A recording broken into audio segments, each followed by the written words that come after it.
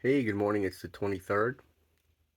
Um, I want to focus this morning on good news and predominantly 75,000 years ago to stay oriented there because that was our last ascension window. And I don't believe in that window that any human had self discerned the requirement to go out of body and come back after 3 days to complete the return home to Abun, which was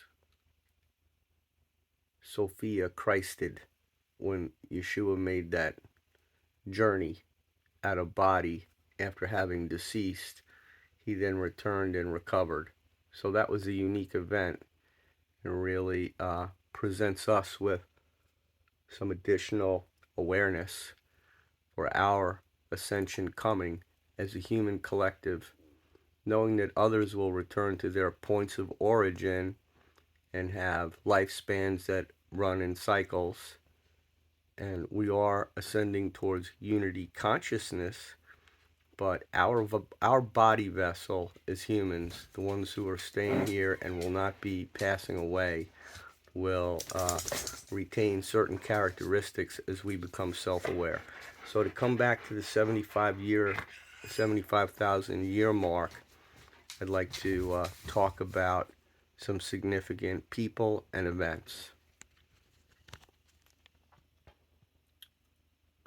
So this, first of all, you can find this woman on Facebook, Suzanna Maria Emmanuel, and I wish I spend more time learning from her.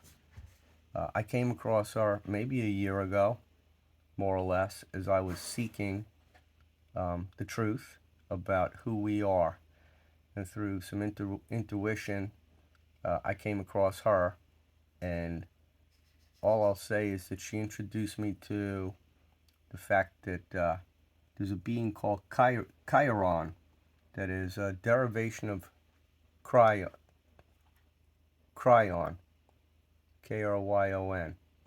Lee Carroll has channeled Kryon for a while now, and I'm not going to call out the similarities or differences between those two beings because we learned in angelic channeling that Yeshua's daughter, Sarah, which is kind of the future, let's call it, because we really didn't know about her, is assuming responsibility for all of us on behalf of the Holy Family at the Earth's pineal gland, which is just a tremendous testimony to the biological product of Yeshua and Mary Magdalene, because it was their choice to put their daughter there, so it's wonderful. Now on the South Pole in Antarctica is essentially this. It's our history, and it's going way back, like to the beginning of creation, but I want to sort of segue and stay focused on the 75,000 year mark because I think that that's important. So just to state this and move it out of the way, I listened to this angelic channeling, and it was really good as far as helping us to define what has occurred as we have developed. So in us, as the creator, as the firstborn, going back to Lemuria, you can designate three predominant attributes of our essence that were known. And I learned them from Suzanna Maria Emmanuel as a part of my learning about way back then. And now I'm able to put it in a little more context for you. So this is kind of a history of everything. I've used these plates before, and you can take a picture of this. But this is what we brought into, self-karma, the veil of forgetfulness, high self-assignment, and thought is entombed in our bodies. So we have a high self. Your ego that listens to my voice right now lives in the past. Your high self knows the future. You have tests that you're going to be expected to accomplish down here in your air suit, and as you align with your high self and pass all your tests and learn how to be a loving human being, all these gifts are going to be given to you to share with everybody, to use together. So we missed an ascension opportunity in Lemuria. To get to my key point, this is the important point of this video. So please hear this. When you see people who no matter who you meet on the street, you'll see that there's an essence of benefit of the doubt. Okay, I'll help, I'll be nice. Everybody should have an element of that in them. That's because we're created that way. That's the divine feminine element of our creation. I'm going to say it again. Divine feminine. That's essentially women who forgive and love and allow the sinners to recover because they have compassion for them and are helping to teach them, and we all move up towards unity by just knowing there are other people out there that just they're not fully awake, even though they have the minds and the bodies and the spirits. Things are dead there. But through compassion, there's recovery. Even if they pass from this earth, our compassion will ensure that we go above them, find out where they're at, and be a part of the solution for them. Over the longer term, they're embedded in AI, they're out on other planets, and we're going to move forward and repair it all over the long term. So that's the divine feminine aspect, and it's colored by pink. The second element that I'm going to explain right now, this is divine masculine, freedom and power. We did not fully have this in our human character.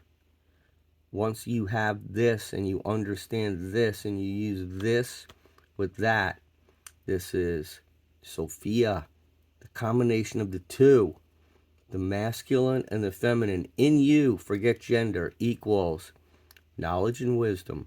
And it's actually gold. I drew it in green so you could see it, but you got blue, gold, and pink, just as colors to understand.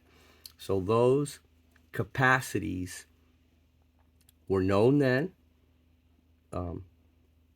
If you think of Lord Emmanuel and Sananda and all the divine names of male ascended prototypes, to include in our current, our victor is Yeshua ben Joseph.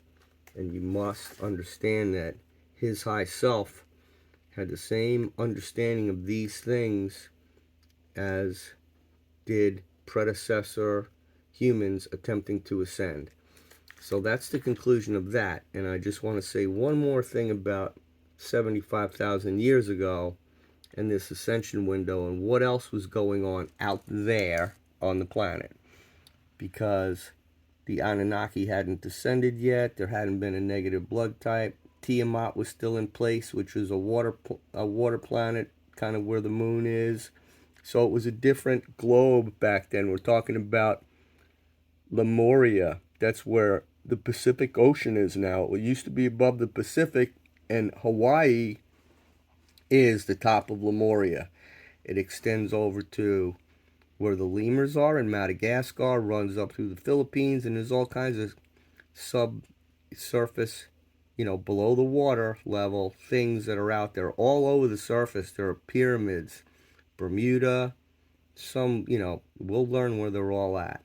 So to get back to 75,000 years ago, so I can bring this to a conclusion, I just want you to know that the status on Maldek, which was a planet inside of Jupiter but past Mars, way back then, Mars was actually a subordinate element of Maldek due to, I guess, the planet's sizes and who's subordinate to who.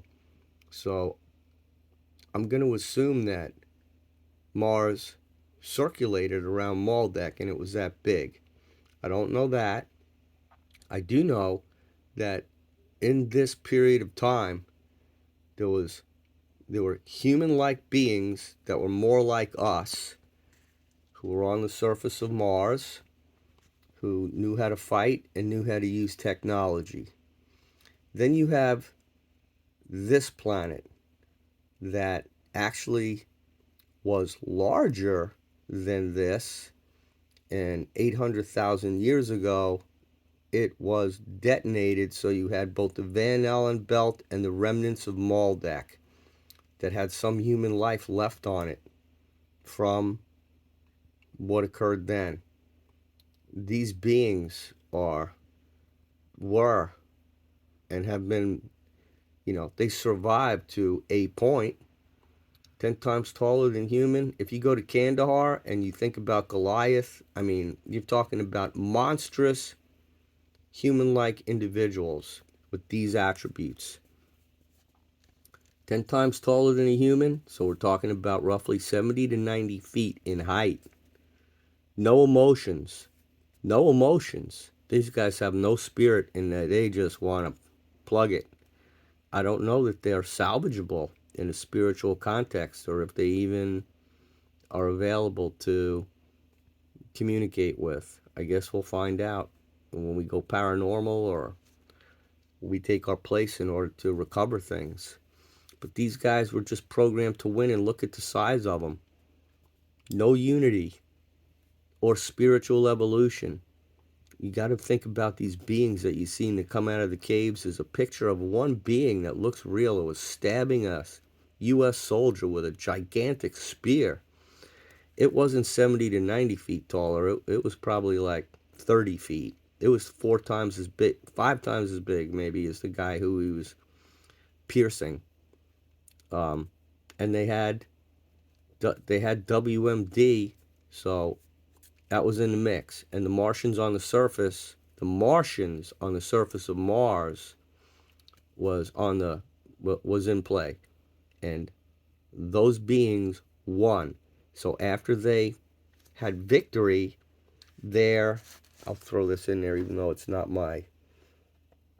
after they had their victory up here, then additional things could happen in the closer years to get the final DNA prototype after this ascension, in conjunction with this ascension window. I'm going to presume that the DNA lock for the upgrade, well, that didn't happen until 46,000 years ago, when we got our final upgrade of the DNA template from Z2X being lifted and the souls being able to be moved down here to integrate on planet Earth. And then we had a long period of time in order to facilitate that merger. And it began with the Aborigines people in Australia.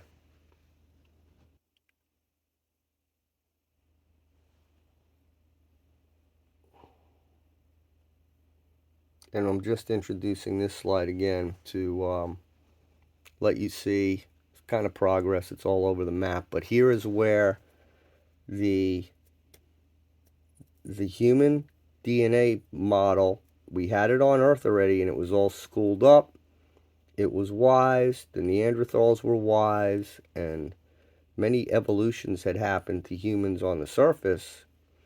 But this particular model of DNA and all these capacities, the spiritual ability, were all migrated into the human DNA structure that you have in your body.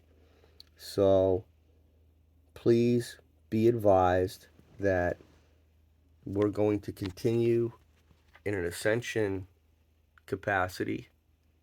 You've had hopefully you're taking time to meditate. You're learning about your high self on the right side of your brain. You know that we live in the past, in that real time is ahead of us right now. Time is just a dimension, but the true time that we're managing down here at our ego is the time we live in. And That's the time that you have to use your Excalibur, make good decisions about how you treat yourself and you treat others, put to bed any of the problems that cause you distortion, and generate love from your heart.